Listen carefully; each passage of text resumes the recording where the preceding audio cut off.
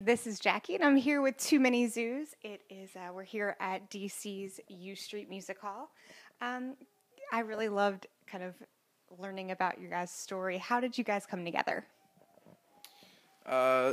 These two guys were playing in a band called The Dramatics in the subway in New York City, and I met Leo at the Manhattan School of Music, so he was kind of the bridge between myself and David, and they left The Dramatics and started playing, just the two of them, and me and Leo were just hanging out all the time and kind of just one day went and played, and that was the evolution, the birth. And you guys have a sound that you sort of deem as brass house, but there's so many different influences. What are just a few of them, the ones that are important to you? I would say EDM is a big influence for me, just because I think EDM music is the closest thing to drugs that is music, because of just the intense build and climactic moments, and I think that's what makes electronic music so addicting to people, and why I want to be part of that, I guess.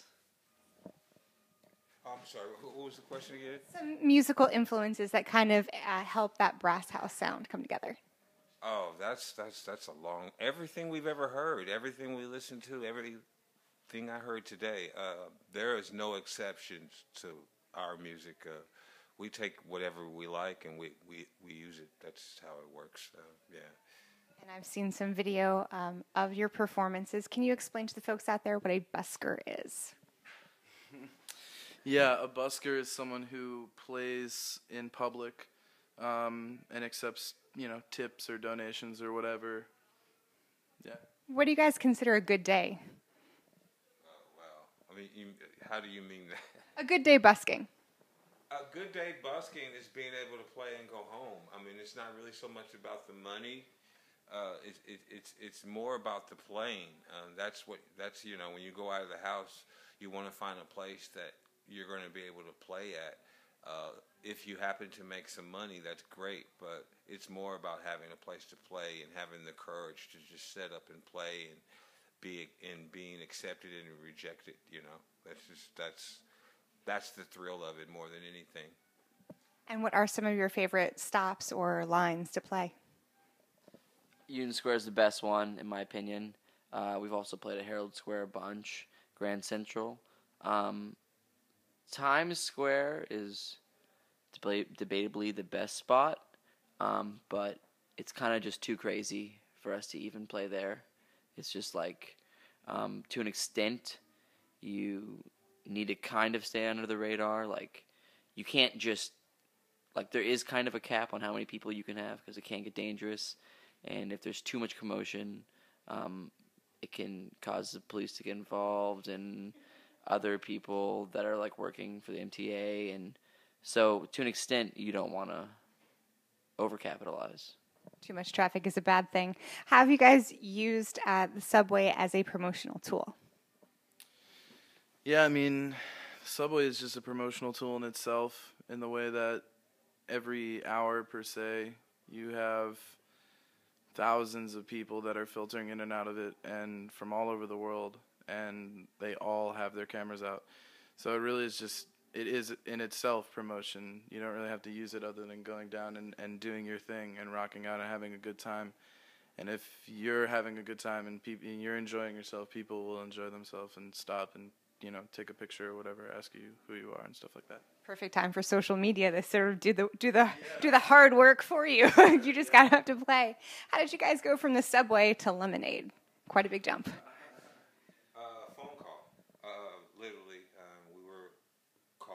we were called, and we accepted, and that's how that worked. A lot of people have seen the videos. A lot of people dance in their living room, and Beyonce just happened to be one of those people and enjoyed the music. That's how that worked. So what was the process of being involved with her and making those songs together? For the actual recording, she wasn't there. It was actually her musical director that had us play over a bunch of her new music, and a little bit of it was us playing whenever we wanted to, and a little bit of it was him singing some stuff to us to try to play, and we just played for hours and hours and hours over all of not all of her new music, but like I think 3 or 4 songs, and she wasn't actually there, but then we did the Country Music Awards with her. She was at the rehearsals, and it was awesome. I was going to say, how do you prepare for that performance? By the way, you're going to play the Country Music Awards. Like, that's quite a jump. Yeah. I mean, it's just like anything else. You just rehearse it and do it a bunch and get it down with the people we were working with. And I can answer that. A lot of people think just because we play in the subway, we're all seasoned musicians. This didn't happen overnight. It's a lot of hard work and dedication. And I really want to emphasize that now. It's not like we went down in the subway. We didn't know how to play our instruments before that, So that's how that was. And when we showed up, we were prepared. We're preparing for those moments right now. We're preparing for our Super Bowl halftime right now. That's what every artist should be doing every day. It's like a boxing match. You are playing sports. If you feel like you should be in that league, you got to wake up every day and prepare for it. That's just what it is. And when the call comes, you better be ready. I like that way of thinking about it. That's great. And that's not the first collaboration you guys have done. You sort of collaborated a bit on your LP for Subway Gods. What was that sort of collaboration like? Do you sort of write the music first, or do you bring folks in and work collaboratively? It's different every time. A lot of the artists that we did with Subway Gods, it was just like we would write music and send it to them, and then they'd send it back, and vice versa. But more recently, we've been trying to do more of like in-person collaborations because it's just a little more personal, and yeah. So, how does a song get started? I think I read recently that you're working on some new material. So how has the sound evolved from previous work to what you're working on for your new EP? Actually, we're working on 2 EPs right now. We're basically finished, but we've a little bit more work on it. And since we've done kind of 2 different styles, one is just a very live, raw thing that had people kind of fall in love with us.